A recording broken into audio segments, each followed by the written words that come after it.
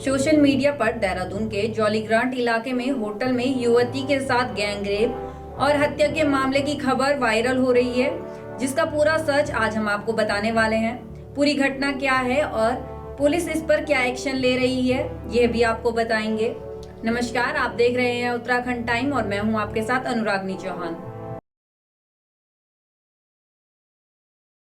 फिलहाल पूरे मामले का पुलिस ने संज्ञान ले लिया है और बताया कि युवती के साथ ना तो कोई गैंगरेप हुआ है और ना ही उसकी हत्या की गई है। हालांकि युवती ने होटल के कमरे में आत्महत्या जरूर की है। सोशल मीडिया पर इस घटना को गैंगरेप और हत्या का मामला बताने वाले असामाजिक तत्वों पर अब पुलिस कार्रवाई करने की बात कह रही है। पुलिस ने बताया कि जॉलीग्रांट इलाके के एक होटल में 7 फरवरी को युवती ने आत्महत्या की थी। सूचना मिलने पर पुलिस मौके पर पहुंची और होटल के कमरे का दरवाजा तोड़कर अंदर घुसी।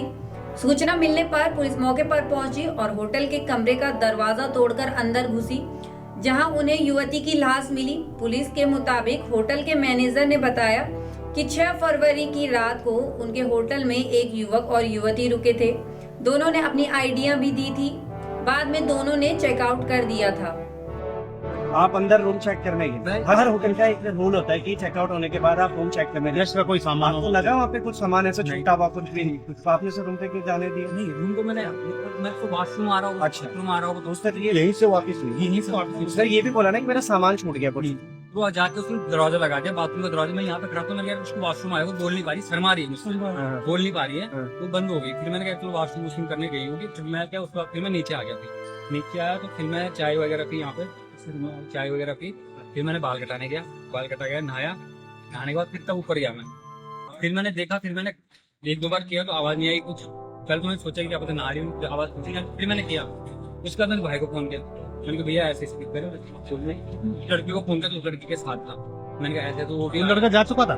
वो जा चुका था। 2 लड़के? हाँ, 2 लोग यहाँ एयरपोर्ट में काम करते हैं ना। अच्छा। तो वो आए थे, वो परसों आए थे, परसों रात। दोनों रूम में रखे उन्होंने, तो दोनों रात को उन्होंने रहे, सोए। कल सुबह निकल गए। कल सुबह जो एक रूम तो पहले चला गया था, आधे घंटे पहले। ये दूसरा है। अच्छा, उन दोनों की आपस में वार्ता होती थी? अगल बगल रूम थे या अगल बगल थे? वो फ्रेंड थे वो चारों? फ्रेंड थे। आपस में इधर उधर जाना होता था रूम में? जॉब करते थे, साथ में जॉब करते थे। अच्छा। उस लड़के का पता लगना पहले कितनी बार आए वो होटल में? 1 बार 2 बार पता लगना जब आईडी दे रखे तो पता नहीं, आईडी से पता लग जाएगा। जो आईडी है ना आपके पास? आईडी है, चारों के आईडी है। नहीं, उसके बाद जो होटल में आपके कितने रूम लगे हुए थे टोटल? उसके हमारे 4 रूम लगे। 4 रूम। वो 2 रूम में तो वो थे, मतलब 2 रूम में कोई और था क्या? 2 रूम में भी ये उनसे वार्ता हो रही थी उनकी? ये कुछ आपको उसका वो मिला? अलग अलग, वो अलग अलग बिल्कुल अलग थे। उनकी भी आईडी होगी। उनसे मिलने कोई बाहर से दोस्त और लोग आए? कोई नहीं आया। ये कैमरा था यहाँ पे? हाँ। ये क्यों हटा दे? ये इधर भी तो था, इधर नहीं था? वो तार हटा पे। और ये बताओ क्या कहते हैं, वाला काम कर रहा है कैमरा? 3 बार 2 बार। होटल के मैनेजर ने पुलिस को जो बताया उसके मुताबिक चेकआउट करने के कुछ देर बाद युवती वापस आई और कहा कि कमरे में उसका कुछ सामान छूट गया है। सामान को लेने युवती वापस कमरे में चली गई और रूम को अंदर से बंद कर लिया। काफी देर बाद भी जब रूम नहीं खुला तो होटल मैनेजर ने पुलिस को सूचना दी। होटल मैनेजर के फोन पर पुलिस मौके पर पहुंची और कमरे का दरवाजा तोड़कर अंदर दाखिल हुई तो देखा कि युवती मरी हुई है, उसने आत्महत्या की थी। पुलिस ने युवती के परिजनों को मामले की सूचना दी। देहरादून एसएसपी अजय सिंह ने बताया कि पुलिस ने होटल में लगी डीवीआर को कब्जे में लेते हुए सीसीटीवी फुटेज की जांच की। फुटेज में युवती अपने दोस्त के साथ 6 फरवरी की रात को होटल में आते हुए और 7 फरवरी की रात को उसी दोस्त के साथ वापस जाते हुए दिखाई दी। वहीं आत्महत्या करने से थोड़ी देर पहले युवती के होटल में अकेले आने के फुटेज भी पुलिस को प्राप्त हुए हैं। सीसीटीवी फुटेज को चेक करने पर दोनों के अलावा किसी अन्य का उनके साथ होटल में आना नहीं पाया गया। अब तक की जांच में युवती की आत्महत्या करने की ही बात सामने आई है, क्योंकि होटल का कमरा भी अंदर से बंद था। युवती जिस दोस्त के साथ होटल में गई थी, पुलिस ने उसे भी हिरासत में ले लिया है। फिलहाल युवक से पूछताछ की जा रही है। युवती के परिजनों की तरफ से अभी तक पुलिस को कोई लिखित शिकायत नहीं मिली है।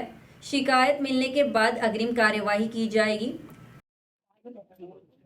मैम ये रानी पोखरी में जो अभी लड़की के साथ जो हादसा हुआ है उस विषय में क्या देखिए, इसमें कल 11 बजे पुलिस को सूचना प्राप्त हुई थी कि होटल में एक लड़की जो है उसके द्वारा आत्महत्या की गई है। ऐसी सूचना पर हमारी जो चौकी की और थाने की पुलिस वहां पर पहुंची थी और वहां पर जाने के बाद ये देखा कि वो दरवाजा अंदर से बंद है। रिकॉर्डिंग करते हुए उस दरवाजे को खुलवाया गया और उसके बाद देखा गया कि वो युवती का जो शव था वो वहां से टंगा हुआ था, वो फांसी से लटकी हुई थी। उसके शव को उतारा गया और उसके साथ साथ फिर जो फुटेज है वहां पर वो चेक की गई होटल की, तो ये पता चला और वहां पे जो लोग हैं उनसे मालूम किया, जो होटल के कर्मचारी थे उनसे मालूम किया कि एक दिन पहले यानी कि 6 तारीख को एक लड़का प्रशांत इस युवती के साथ वहां पर आया था। रात में लोग रुके थे और सुबह ये लोग लगभग 8 बजे के आसपास चेकआउट कर गए थे। चेकआउट करने के बाद वो लड़की थोड़ा आगे जाके उसने कहा कि मैं वापस जाना चाहती हूँ, मेरा कुछ सामान छूट गया है। जब वो वापस गई उसके बाद लगभग 8 बजे से और 11 बजे तक जब कोई हलचल नहीं हुई तो फिर होटल वालों को शक हुआ और उन्होंने ये सूचना थाने पर दी थी।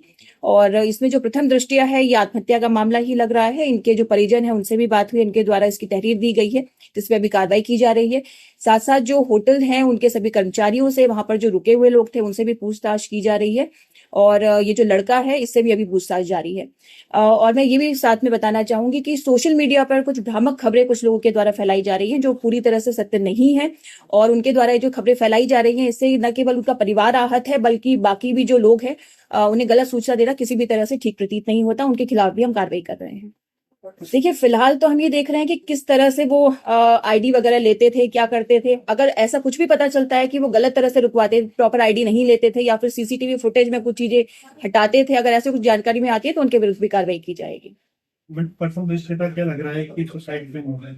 देखिए, प्रथम दृष्टया जो पूछताछ में पता चला है, ये पता चला है कि लड़की और ये लड़का काफी टाइम से एक दूसरे को जानते थे। ये एक जगह पे साथ काम करते थे।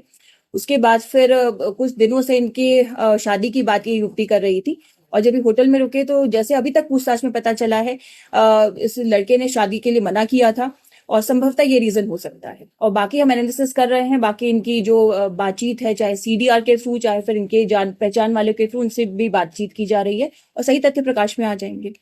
मैडम जैसे बताया 8:12 में शायद चेकआउट हुआ, तो ये सूचना आपको कितने बजे मिली थी? यहाँ पे ये लगभग 11 बजे की सूचना हमें मिली है। जब होटल वालों को लगा कि वो लड़की वापस आई थी लेकिन काफी देर तक अब कोई हलचल नहीं है तब उनके द्वारा सूचना दी गई थी।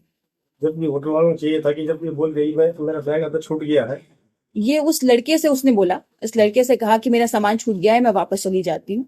तो जो होटल वाले हैं शायद जैसा उन्होंने बताया कि पहले भी युवक युवती वहां पर आए हैं, उनके द्वारा ये बताया गया है, तो हो सकता है वो इन्हें पहले से जानते हो इसलिए ना पूछा हो। लेकिन 3 घंटे बाद जब उन्हें शक हुआ कि काफी देर हो गई है लड़की बाहर नहीं आई है तब उन्होंने सूचना दी।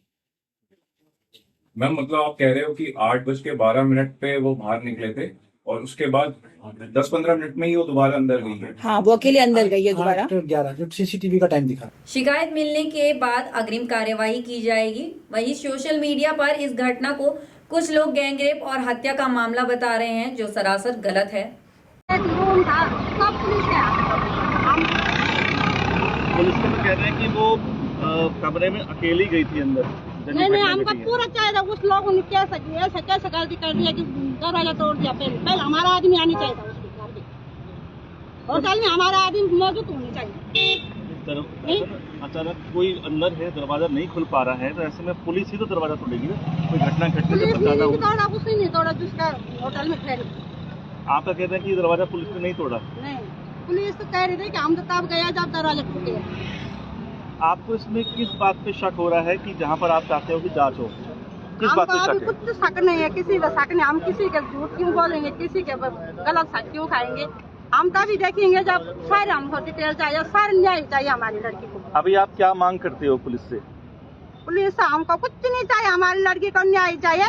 वैसे उसके साथ भी होनी चाहिए जिसने मेरे लड़की के साथ वैसे। पुलिस का कहना है कि इस तरह की अफवाहें फैलाकर कुछ लोग इलाके का माहौल खराब करने का प्रयास कर रहे हैं। ऐसे लोगों पर पुलिस नजर रख रही है, साथ ही उन्हें चिन्हित कर उनके खिलाफ सख्त कार्यवाही की जाएगी। मामले की जानकारी हम आप तक पहुंचाते रहेंगे। बाकी की तमाम अपडेट्स के लिए बने रहें उत्तराखंड टाइम पर। धन्यवाद।